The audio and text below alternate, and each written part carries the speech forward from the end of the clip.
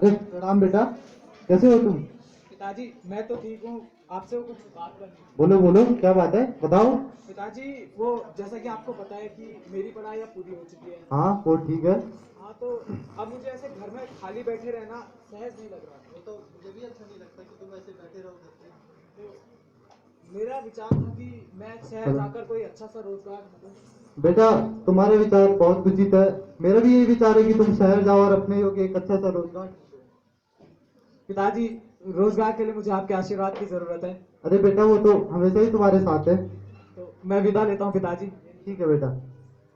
तो बेटा सुनो, जी पिताजी। जाते जाते मेरी एक बात सुनते हुए जाना। जी कहिए। अब तुम्हें ये घर की दुर्दशा तो दिख ही रही है, जी पिताजी। और अब इतने छोटे भी तुम रहे नहीं कि ये बात समझो ना, इसलिए तुम्हें बता रहा हूँ। जी कहिए पिताजी। बेटा देखो, अब मैं तो कगार का वृक्ष हूँ, आज रहूं कल ना रहूं। ऊपर से तुम्हारी बहनें भी घास फूस की तरफ बढ़ते जा रही हैं, ऊपर इनकी शादी भी करानी है, तुम्हारी पढ़ाई का खर्चा भी है। इन सब के बोझ तले मैं दबा जा रहा हूँ। हाँ पिताजी मैं घर की परिस्थिति अच्छी तरह से समझ रहा हूँ। इसलिए बेटा, शहर जाकर ऐसी नौकरी ढूंढना जिसमें ऊपरी कमाई हो। पिताजी ऊपरी कमाई मतलब? बेटा देखो, एक तो होता है मासिक वेतन जो देता है तुम्हें मनुष्य, वो पूर्ण मासिक के चांद की तरह होता है, जो महीने के अंत तक खत्म हो जाता है। और जो ऊपरी कमाई है वो ईश्वर देते हैं, वो झरने नदी की तरह होते हैं, हमेशा बहते रहेंगे, हमेशा तुम्हें बरकत देंगे। जी पिताजी मैं समझ रहा हूँ। अब इससे आगे तो तुम स्वयं ही खुद इतने समझदार हो, इतने पढ़े लिखे हो। नहीं नहीं पिताजी ऐसी बात नहीं है। आपके अनुभव के सामने मेरा किताबी ज्ञान का है। चलो ठीक है। तो पिताजी आपकी बातों में मैं जरूर ध्यान दूंगा और शहर जाकर जरूरी कोई अच्छा रोजगार पाने की कोशिश करूंगा। बस मुझे आशीर्वाद दीजिए। बेटा जीते रहो, और शहर जाकर मुझे अवश्य सूचित कर देना। जी पिताजी। यहाँ यही है कहिए आपको क्या काम है? मैं यहाँ नौ विभाग के दारोगा पद के लिए इंटरव्यू देने के लिए आया हूँ। तो ये फाइल मुझे दे दीजिए, आप थोड़ा यहाँ पर रखिए।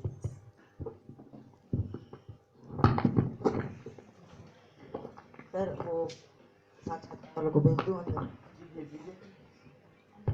अंदर जाइए, आपको बुला रहे हैं।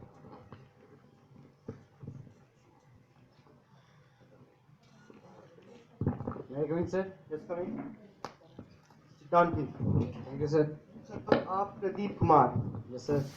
अच्छा तो मैं आपसे एक सवाल करता हूँ, आप ये बताइए, भारत की इतनी जनसंख्या है, फिर भी अंतर्राष्ट्रीय खेलों में भारत के प्रतिभागियों का प्रदर्शन उत्कृष्ट क्यों नहीं रहता?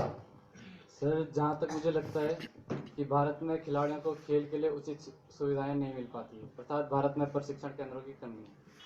अच्छा अब आप ये बताइए, भारत के पास काफी ज्यादा प्राकृतिक संसाधन है, फिर भी भारत एक विकसित देश अभी तक क्यों नहीं बन पाया?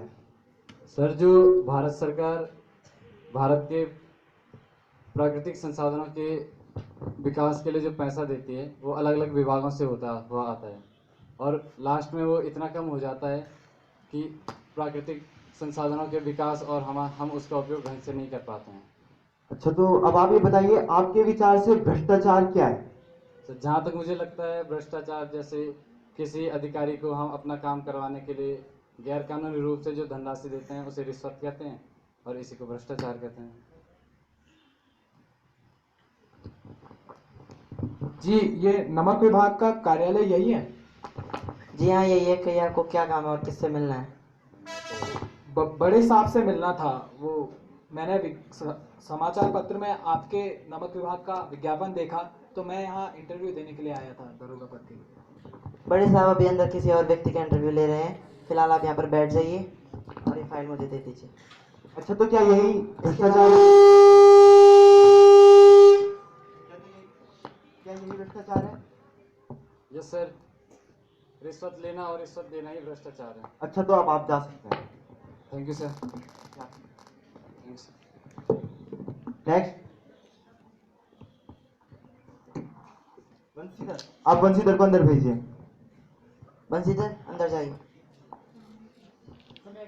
Yes coming. Done please. Thank you sir. अच्छा तो आप बंशीधर, जी सर। अच्छा, आप तो पढ़ाई में काफी अच्छे विद्यार्थी थे, आपने तो अपनी सभी कक्षाएं प्रथम श्रेणी से उत्तीर्ण की है। Thank you sir. अच्छा तो मैं अब आपसे कुछ सवाल करता हूँ, आपके विचार से भ्रष्टाचार क्या है? सर मेरे माने तो भ्रष्टाचार केवल रिश्वत लेना या देना नहीं, अपने पद का किसी भी प्रकार से दुरुपयोग करना, सरकारी संसाधनों का गैर कानूनी तौर से अपने या अपने परिवार वालों के फायदे के लिए या उनका लाभ उठाना, या फिर कुल मिलाकर कहा जाए तो किसी भी प्रकार की बेईमानी को हम भ्रष्टाचार कह सकते हैं। अब्बास, आप मान लीजिए अगर हमने आपको नमक का दरोगा बना दिया तो आप नमक की तस्करी को कैसे रोकेंगे? सर मुझे जहां भी नमक की तस्करी होती दिखेगी मैं वहां पे तुरंत एक्शन लूंगा और कहीं भी किसी भी तरीके की नरमी नहीं बरती जाएगी। मैं दिन रात मुस्तैदी से पहरा दूंगा और अपने पद की ईमानदारी से निभाऊंगा। इस नमक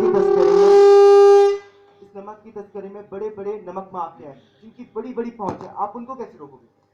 सर चाहे कोई माफिया आ जाए, चाहे कोई नेता आ जाए या फिर कोई बड़ी हस्ती आ जाए, लेकिन अगर उसने कोई गैर कानूनी कार्य किया है तो मेरी नजर में वो केवल एक मुजरिम होगा और हर मुजरिम को कानून एक ही नजर से देखेगा और समान रूप से कार्रवाई करेगा। मैं आपके सभी प्रश्नों से संतुष्ट हूँ। मैं आपको आज से और अभी से नमक का दरोगा का पद देता हूँ। Thank you sir. और मैं चाहूंगा कि आप सच्ची निष्ठा से इस पद को लें। जी sir, thank you sir. Sir मैंने बहुत ही गरीबी के दिन देखे हैं सर, मैं एक बहुत ही गरीब परिवार से हूँ सर, ये मेरी पहली नौकरी है और मैं ज़रूर इसको पूरी ईमानदारी से करूँगा सर। Thank you sir.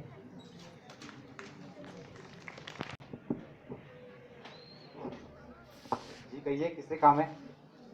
वो मैं इस नमक विभाग की तरफ से यहाँ दरोगा पद के लिए तैनात हूँ। आइए आइए। तो बताओ यहाँ का इलाका कैसा है? यहाँ कुछ गैर कानूनी काम होते हैं? सर बहुत ज़्यादा, यहाँ एक से एक बढ़कर खिलाड़ी हैं। बहुत यहाँ रिश्वतखोरी चलती है सर, और एक से एक कारोबार चलाए जाते हैं जिनमें रिश्वतखोरी की जाती है। अच्छा, तो बड़े बड़े लोग हैं इधर, तो फिर तो बहुत माल अंदर किया जाता होगा। जी सर, बहुत रिश्वत देते हैं पर हम लेते नहीं। तुम लोग रिश्वत लेते हो क्या? सर वो देते हैं पर हम लेते नहीं। हाँ, अगर तुम लोग मुझे रिश्वत लेते हुए दिखे तो देखो, आज तो मैं यूनिफॉर्म में नहीं हूँ पर कल से मैं यूनिफॉर्म में आ जाऊंगा, और अगर मैंने तुमको कहीं भी किसी भी प्रकार की रिश्वत लेते हुए देखा या अपने ड्यूटी पे आते हुए नहीं देखा तो मैं पहले ही दिन बता देता हूँ कि मैं सीधा आप लोगों को बाहर कर दूंगा। जब नहीं नहीं, इन सब की मुझे जरूरत नहीं, जरूरत है तो बस तुमसे एक ईमानदारी की जरूरत है और तुम लोग अपना काम ईमानदारी से करो, दिन रात तमीज से पहरा दो, उतना ही काफी है। ठीक है, तो बाद में मिलते हैं।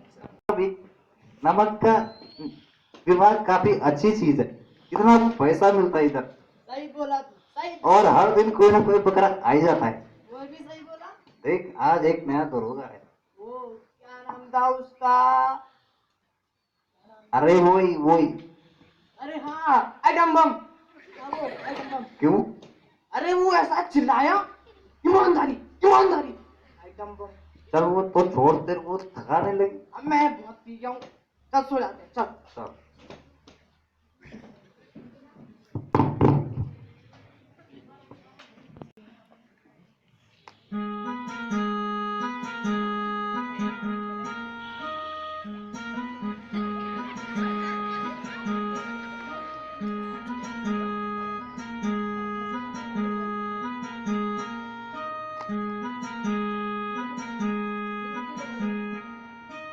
अरे ये इतनी रात गए यहाँ नदी के तट पर ये ट्रक क्या कर रहे हैं? मुझे तो जरूर कुछ गड़बड़ लगती है। वो बदलू सिंह कहाँ? बदलू सिंह, बदलू सिंह, अरे और मैं पे नहीं था वो। अरे उठो। भाई अरे तुम पीछे सो रहे हो? ड्यूटी के टाइम में सोते हो, नालायक कहीं के। क्या कहा था मैंने सुबह? तुम्हें कहा था ना, वहां देखो नदी के पार पर गाड़ियां जा रही है और तुम ऐसे ही लेटे हुए हो। जाओ और उन गाड़ियों को रोको।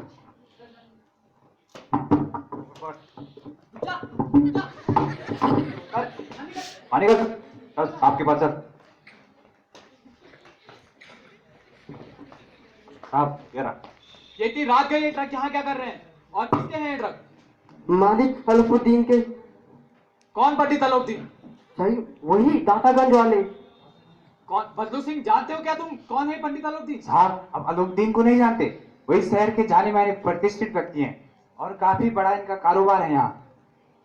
सुनने से तो काफी बड़े आदमी लगते हैं। कहाँ जा रहे हैं ये ट्रक? कानपुर साहब। और इन ट्रकों में है क्या?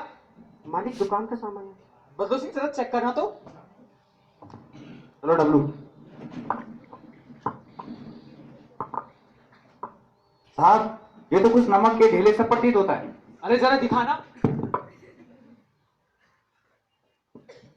अरे ये तो नमक है। तुम नमक की तस्करी करते हो?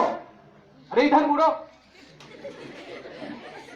नमक की तस्करी करते हो, वो भी मेरे इलाके में। तुम्हें पता नहीं मैं कौन हूं? जाओ अभी अपने बड़े साहब को बुलाकर लाओ।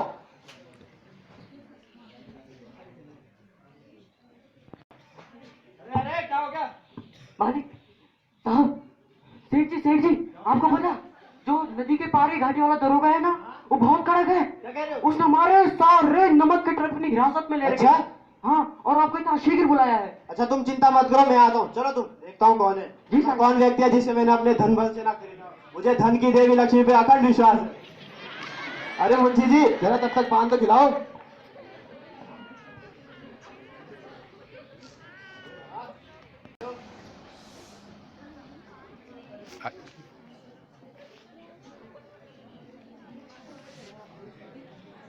नमस्कार दारोगा जी। नमस्ते। क्या आप ही लोग तीन जी है? जी हम ही लोग दिन कहिए, हमसे कौन सा गुनाह हो गया है कि आपने हमारी गाड़ियां पकड़ ली? आपकी गाड़ियों में गैरकानूनी तौर से नमक ले जाया जा रहा है। क्या आपको इस बात की कोई जानकारी नहीं? सरकारी हुक्म है, आपको हिरासत में लेना होगा। देखिए बाबू साहब, ना हम सरकारी हुक्म जानते, ना हम सरकार को जानते, हम तो सिर्फ आपको जानते हैं। हमारा और आपका तो घर का मामला है, हम आपसे बाहर थोड़ी हो सकते हैं। ऐसा थोड़ी हो सकता हम यहाँ से गुजरे और घाट की देवता को भेंट भी ना चढ़ाए। चढ़ावा मतलब तुम रिश्वत समझते हो यहाँ पर? अरे माफी होगी, माफी। मुंशी जी 1000 का पीला नोट भेंट करो। अरे कौड़ियों के भाव बिकने वाले बहुत सरकारी अफसर देखे हैं ना तुमने। मैं उनमें से नहीं। मेरे ईमान को खरीद पाना तुम्हारे बस में नहीं। लगता है पहले वजन कम हो गया था। 10,000? क्या 10,000? क्या तुम 10 लाख की भी बात कर लो तब भी मैं नहीं मानने वाला तुम्हारे सामने। अच्छा चलो गलती होगी, 20,000। तुम्हें पता है तुम किसके सामने बात कर रहे हो? एक सरकारी अफसर हूं मैं, बदलू सिंह। इसे गिरफ्तार कर लो। अरे रुको रुको रुको, दारोगा जी ऐसा मत करो, हमारी इज्जत मिट्टी में मिल जाएगी। हमारे समाज में बहुत इमेज है। इमेज है तो फिर नमक की तस्करी क्यों करते हो यहाँ पर? और ऊपर से रिश्वत देते हो, वो भी एक सरकारी अफसर को। अच्छा चलो दारोगा जी, ना मेरी ना आपकी, आखिरी 25 पे मान जाइए, इससे ज्यादा मैं भी नहीं कर सकता। देखो तुम खाली खाली मेरा समय व्यर्थ कर रहे हो। बदलू सिंह, इसे गिरफ्तार कर लो। अब मुझे आगे कुछ नहीं सुनना। दारोगा जी अब आखिरी 40 पे मान जाइए, इससे ज्यादा नहीं कर सकता। 40 तो क्या तुम कितना ही लेके आ जाओ, लेकिन मेरा ईमान खरीदना तुम्हारे बस में नहीं है। तुम्हें समझ नहीं आ रहा क्या? देख लो दारोगा जी, जो देख रहे हैं देखेंगे, कोर्ट में मिलेंगे आप। लगता है हमें जानते नहीं है। बदलू सिंह, तुम गिरफ्तार करो इस आदमी को। ऐसा मत करो दारोगा जी, सोच लो। हाँ हाँ, देख लेंगे तुम्हें भी।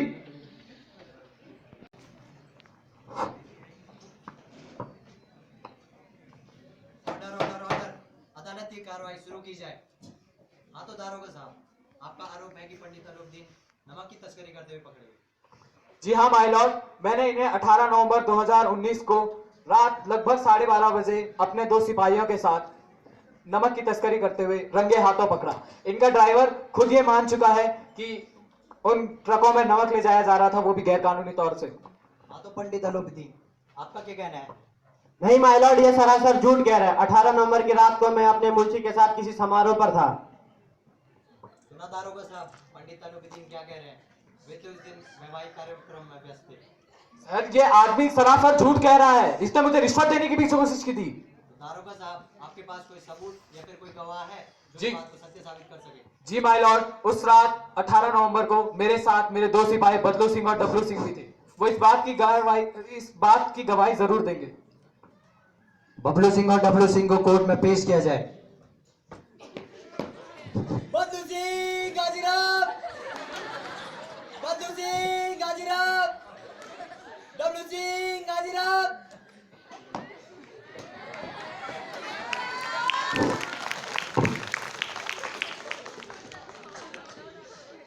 मैं गीता को साक्षी मान के ये शपथ खाता हूँ कि जो कहूंगा सच कहूंगा, सच के सिवा कुछ नहीं कहूंगा।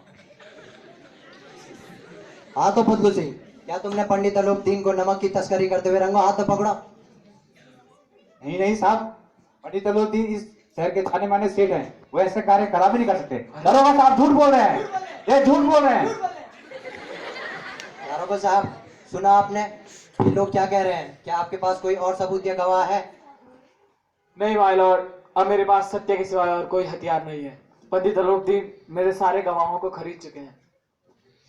तमाम सबूतों और गवाहों को मद्देनजर रखते हुए अदालत इस निष्कर्ष पर पहुंचती है कि पंडित अलोकदीन पर लगाए हुए सारे आरोप व्यर्थ है और वो उसमें इनका कुछ दोष नहीं है। हालांकि इसमें दारोगा साहब का भी ज्यादा दोष नहीं है, परंतु अदालत भविष्य में उन्हें सावधान रहने की हिदायत देती है और पंडित अलोकदीन को बाइज्जत बरी करती है। The court has been adjourned. लो बदले सिंह, तुम्हारी रकम। देगा दारोगा जी, लक्ष्मी का कमाल। आप ठीक ही कहते हैं, इस जमाने में तो ईमानदारी की कोई कदर ही नहीं है। वो तो वैसे भी नहीं है।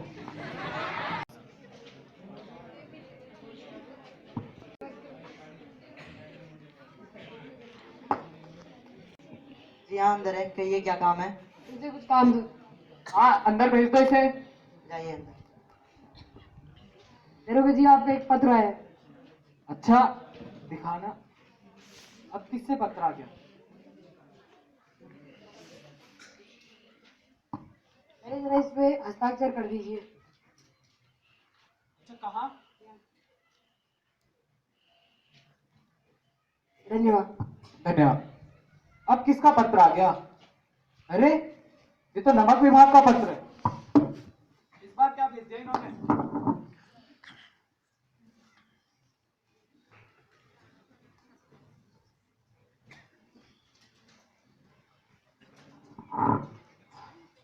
अच्छा, इस जमाने में तो ईमानदारी की कोई कदर ही नहीं है। पंडित अलोकदीन जी को गिरफ्तार करने की वजह से नमक विभाग ने मुझे नौकरी से निकाल दिया। पर चलो, इस बात की खुशी है कि मेरे साथ मेरी ईमानदारी है। और अब पिताजी को क्या जवाब दूंगा? और घर की दशा भी ऐसी चल रही है। अब हे विधाता, सब तेरे ऊपर है। पिताजी प्रणाम। अरे प्रणाम बेटा, तुम इतने जल्दी घर कैसे आ गए? परसों ही तो तुम्हारी नौकरी लगी थी। नहीं पिताजी, वो आपकी याद आ रही थी बहुत। अरे नहीं नहीं बेटा, सच बात बताओ, है क्या मामला आखिर? नहीं पिताजी, कुछ खास नहीं, आप चिंता मत कीजिए। अरे बेटा, तुमको बचपन से पाल पोस के बड़ा किया है, तुम्हारी शक्ल देख के पहचान जाऊंगा, कुछ तो गड़बड़ है। बताओ क्या हुआ है? पिताजी, वो मुझे नौकरी से निकाल दिया। क्यों? मैं अपनी ईमानदारी से समझौता नहीं कर सका। बेटा ठीक ठीक बताओ, हुआ क्या है? पिताजी, वो 18 नवंबर को मैंने पंडित अलोकदीन जी के ट्रकों को अपनी हिरासत में लिया था। ठीक है। नमक जा रहा था तो फिर उसके बाद मैंने पंडित अलोकदीन जी को बुलाया। हाँ वो खुद भी वहां पर आए हाँ। और फिर उन्होंने मुझे रिश्वत देने की भी कोशिश की। उन्होंने तो बहुत रिश्वत दी होगी तुम्हें। हाँ, उन्होंने कोशिश तो की, पर मुझे सही नहीं लगा वो रिश्वत देना। और फिर उसके बाद मैंने उन्हें गिरफ्तार कर लिया और कोर्ट में फिर उसके बाद वो उनको ले जाया गया और वो निर्दोष साबित हुए।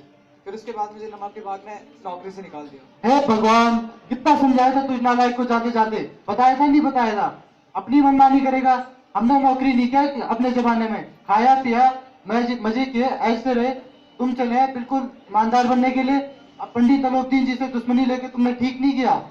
वो तुमको कहीं नौकरी भी नहीं लगने देंगे। अब बैठो घर में बेरोजगार। पर पिताजी, मैं अपनी ईमानदारी से समझौता नहीं कर सकता। क्या करोगे इस ईमानदारी का? घर में बैठो, माला जपते रहो इस ईमानदारी की। अब पिताजी, चाहे मैं मजदूरी कर लूंगा पर वो भी ईमानदारी से करूंगा। जाओ चाटो अपनी ईमानदारी को। कोई समझता ही नहीं मुझे।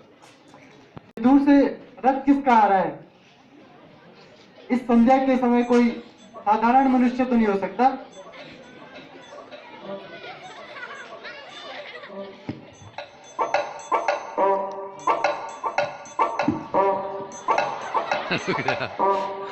अरे पंडित, आइए बैठी बैठी बैठी।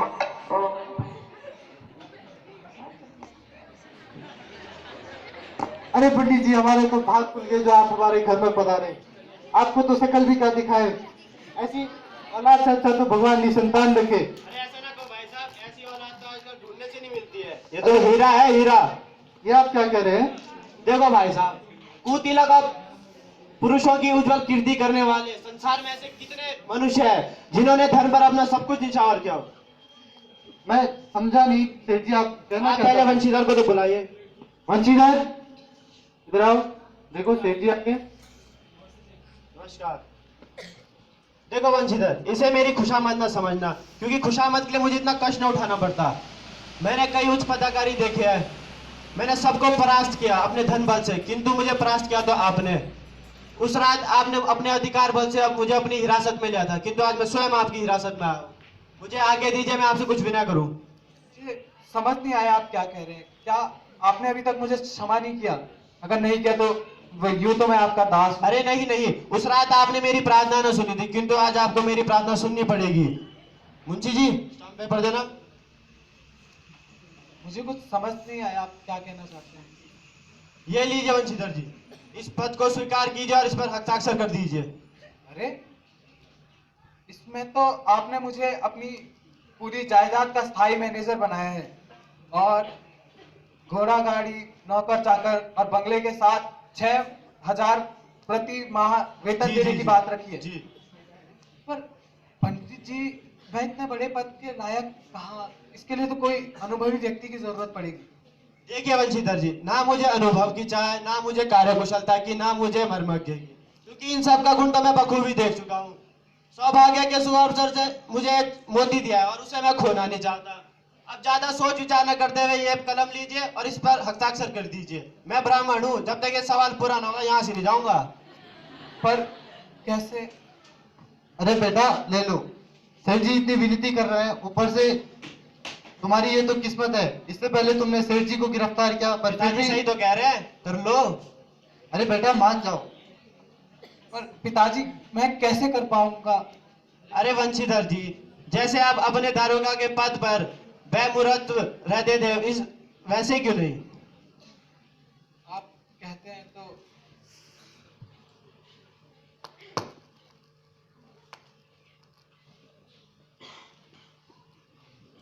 धन्यवाद वंशीधर जी, धन्यवाद भाई साहब। धन्यवाद सेठ जी, आपने तो हमारे ऊपर बहुत बड़ी आसान अरे कर नहीं नहीं नहीं, मलगी मुझे तो एक मोती मिल गया है। आप तो हमारे भगवान है सेठ जी। जी ठीक है फिर, धन्यवाद। धन्यवाद।